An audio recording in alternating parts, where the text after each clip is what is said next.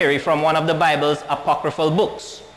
Another congregant follows, reciting his own verses to the Virgin from a dog-eared notebook filled with tiny, precise printing. Flanking the altar are two Mary statues with fresh roses at their feet, and hanging from the hands of the baby Jesus is a rosary.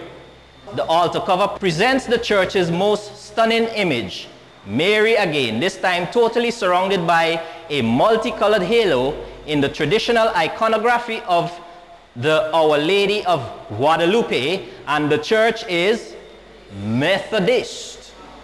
So we see here that in this Methodist church in Chicago, we find Mary being venerated, and the Methodist church was one of the most staunch Protestant churches out that they ever had, one of the strictest ones. But here we see this church has capitulated and begin, because of this steady flow of papal teachings that are coming in, introduced in the hierarchy of the churches. The article goes on, there are some 8 million Protestant Hispanics in the US, with the count climbing. Many hail from Mexico. So remember when they had the borders opening and all the immigrants coming up from Mexico into the United States, which church was saying, no, don't stop them from coming? Which church said that? The Catholic Church. So here, the Guadalupean lady is as much as a national icon as a religious one. El Amor de Dios's pastor, the Reverend Jose Landaverde, says his Marian additions are what? Mainly cultural, but in the context of this neighborhood and embracing these people, this is what they need. Our Lady, he says, creates hope. Church rolls have what? Risen Lazarus-like from a dozen people to several hundred since he added the Mary element. So you see now, they're making the excuse that, hey, we need to get more people to come in, so therefore, warning bell. Remember in the Dark Ages what the Catholic Church did to get the pagans to come in. What did they do? Adopt the pagan religion. So here again, history repeats itself. Now here it is, Lutheran. Remember that Martin Luther was the founder of the Lutheran Church, the first reformer that broke away from all the errors of the Roman Catholic Church. So here, Lutheran theologian Carl Brayton, co-editor of an essay collection on what might be called Marian upgrade claims. We don't have to go back to Catholicism. We can go back to our own roots and sources.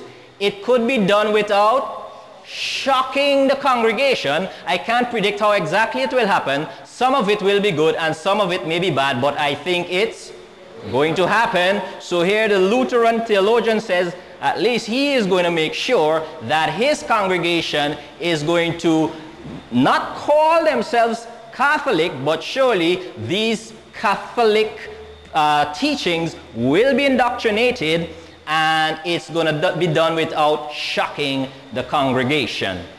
So we see that although these churches carry Protestant names, are they protesting? No, sir. What image do you see when you look at their worship? Do you see Protestantism? No, you see Catholicism. So the image is there of Catholicism, even though the name is Protestant. So this is how the formation of the image and the likeness to the papacy will be formed.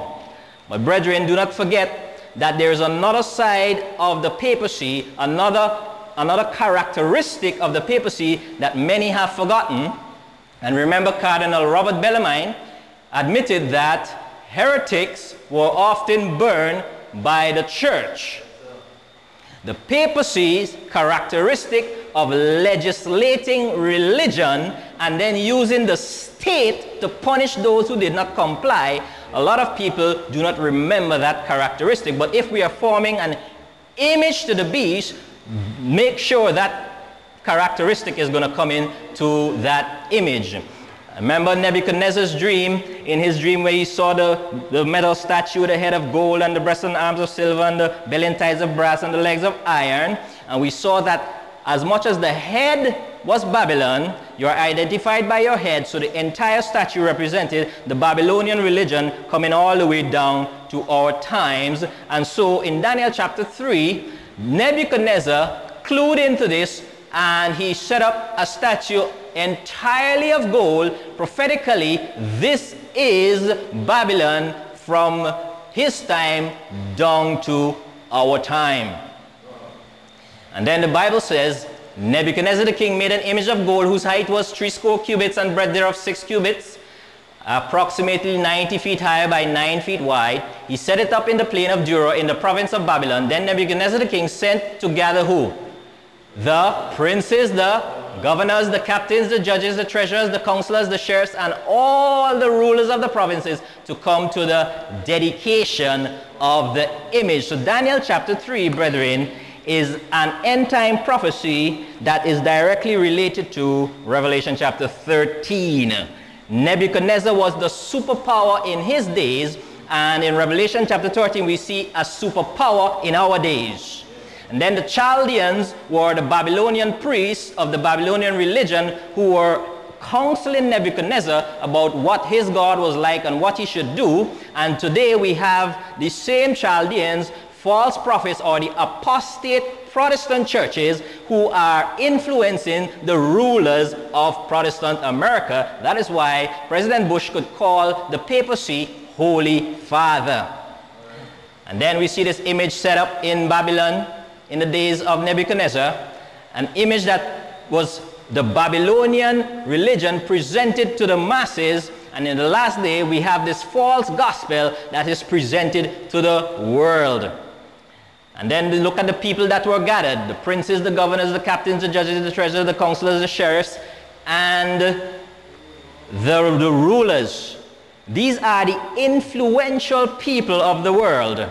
You have the princes and governors, the world leaders, the military leaders, the captains, the judiciary, which are the judges, the counselors, and the sheriffs, and then the treasurers are the bankers. So you have the hierarchy there. Everybody, the wealthy and the affluent, who can exercise influence and exercise pressure where it needs to be applied in enforcing this religion if need be. Nebuchadnezzar's word was a decree, a law that made this Babylonian religion the religion of the world. The Bible says, "Then an herald cried aloud, to you it is commanded, O people, nations and language." Remember the first three angels' messages go to all the world, to people, nations, and languages. So here again we find a similarity with the Revelation chapter 13 and 14, that at what time you hear the sound of the cornet, flute, harp, sackbut, psaltery, all kinds of music, you do what? Fall down and worship the golden image that Nebuchadnezzar the king had set up. So Babylon's message to the world: worship the Babylonian religion that is promoted by the superpower. And notice, music plays a large part in this uniting of these people of all people, nations, and languages, because you come in from many different religious beliefs, but one thing that unites people of different religious beliefs, and that is music. Music has a uniting quality, and even though people have different beliefs, as long as we all sing about God, and as long as we all sing about Jesus, there is a common bond. And the papacy has long ago realized that is a good way to get Protestants is through music. So we have gospel fest and gospel concerts, all hosted and promoted by papal organizations. We don't recognize that 90% of the gospel songs that we sing are composed and written by people who are in papal deception. Take note.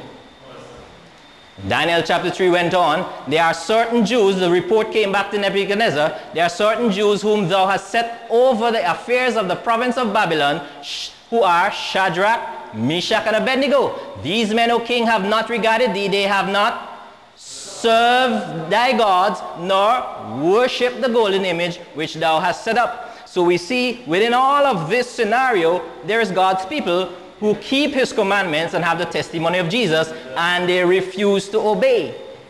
And it tells us there that in the last days, the superpower, Protestant United States, sets up this universal one world religion, but that religion, though it appeals to the world and it is uniting the world, it is not the peculiar kind of religion of the Bible.